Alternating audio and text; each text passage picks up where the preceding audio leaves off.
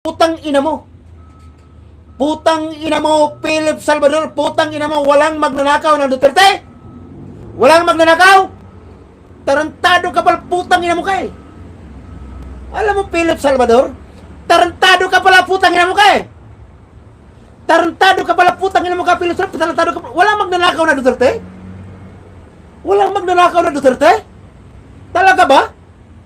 Talaga ba walang magnanakaw na Duterte? Putang ina ka. Ha?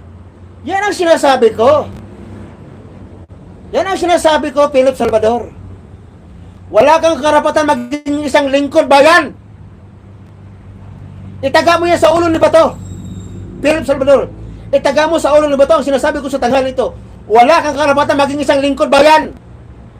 Dahil hindi naman ang bayan ang paglilingkuran mo, hindi mo ang taong bayan, si Duterte ang paglilingkuran mo eh. Ang mga Duterte ang paglilingkuran